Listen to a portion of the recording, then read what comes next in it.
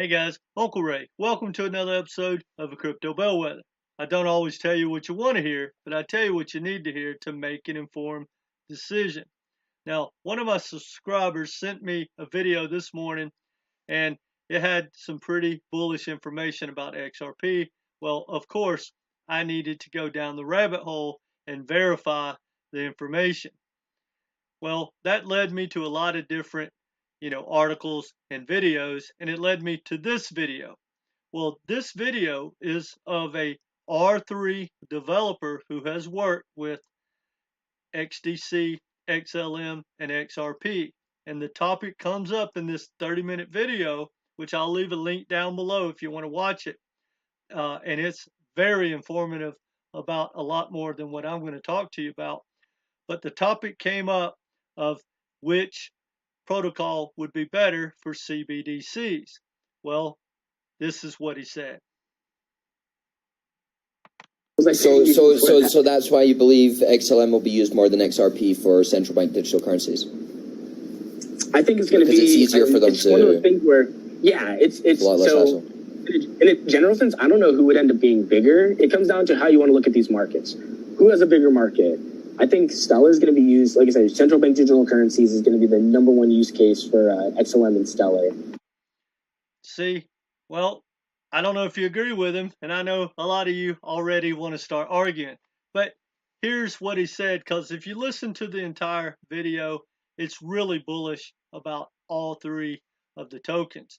And I found it very informative because one thing that I don't like is when someone makes a statement and I don't have the backup or the trust in that person. I think they're full of hype, or they have a different reason for saying whatever they're saying.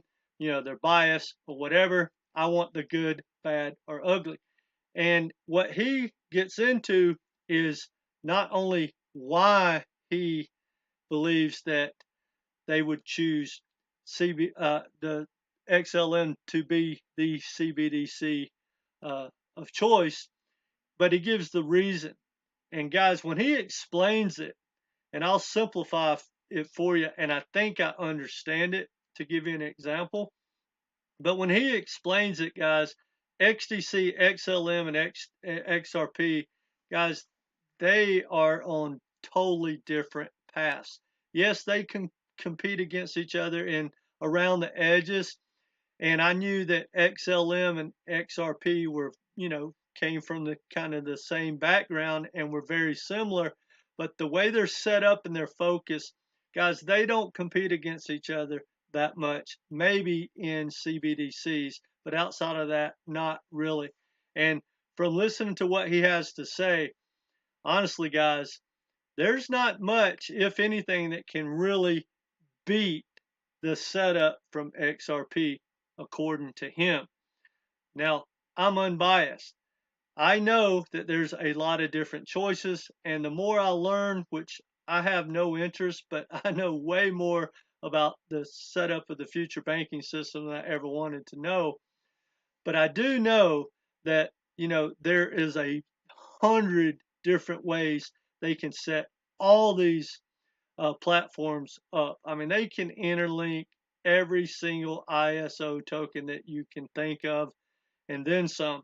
Now, here's what I've learned over the last couple of weeks, and I truly believe. Yes, R3 has a private blockchain and ledger. So does JP Morgan and Wells Fargo.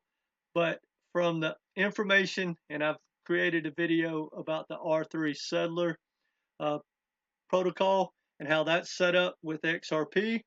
So now I truly believe, and I can't verify it always, but when you hear R3, I used to think 100% XDC or Hyperledger Fabric, but now I'm thinking, unless if I can't verify that it's not XRP on those private blockchains, they've probably added XRP into it because of the way it's set up.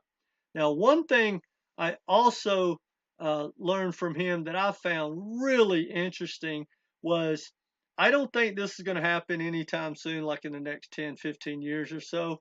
But he basically explained that, you know, whether it's Wells Fargo or Regions Bank or whoever, once they're set up on the XRP ledger and the way that is set up, you really don't need the other central banks.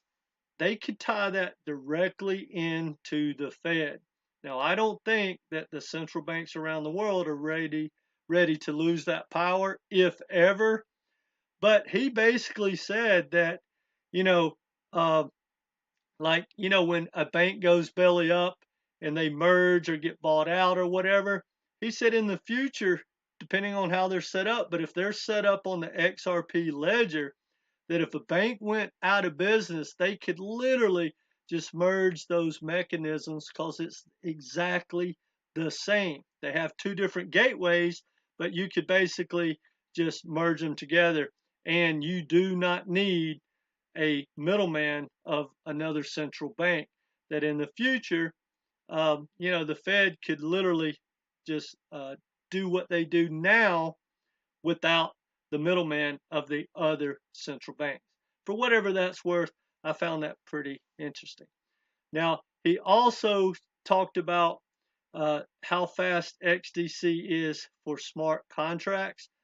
But guys, when it comes to banking, none of the ISO tokens, as far as the inner workings of supplying everything to the banks, can really beat what Ripple has set up. Because he kind of talks about how it's just a cookie cutter thing. And I'm not just talking about ODL or cross border payments. I'm talking about every single aspect. They have like 9, 10, 11 different products and services, which is all software. But when you deal with Ripple and XRP, it's a plug and play. I mean, it is as simple for them as they can get. Now, that doesn't mean they're all going to use it, and that doesn't mean they can't tie it in with 100 different ways to Sunday. That doesn't mean they're not using Chainlink or Quant or whatever. But it is a one-stop shop, and it's pretty impressive for whatever that's worth. But again, the reason he said, and I didn't get into that, the reason he basically said that the reason XLM would be better than XRP for CBDCs is that Ripple's setup is for banks, and it has another consensus mechanism that XLM doesn't have. And to give you an example, it's basically like during COVID when the government sent everyone out a check. Well, they didn't ask anyone, they just sent everyone a check. Well, they can do that with XLM because they don't have to have anyone sign off on the other side. They can just set it up.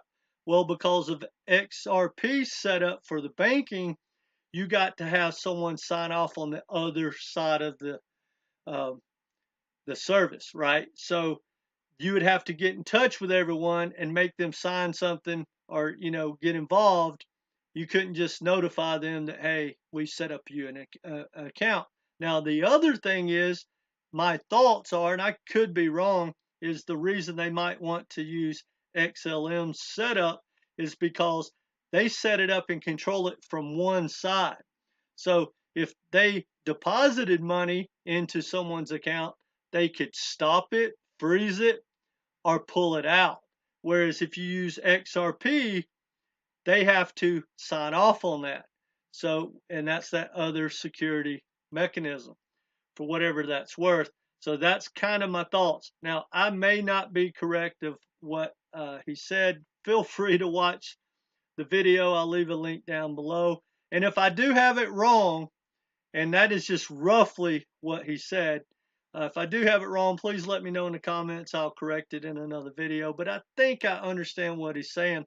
But either way, I found it really bullish of everything he talked about XDC, XLM, and XRP.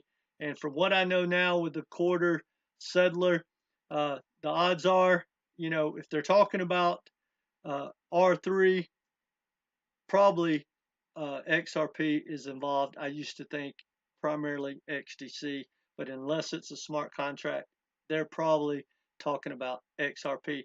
For whatever that's worth, guys. Anyway, that's all I got for you. If you haven't subscribed, please do so. Hit that notification. Let me know your thoughts in the comments section. And either way, guys, hit that like button. It really helps us out a lot, and we do appreciate it. Come back and be part of this community. Take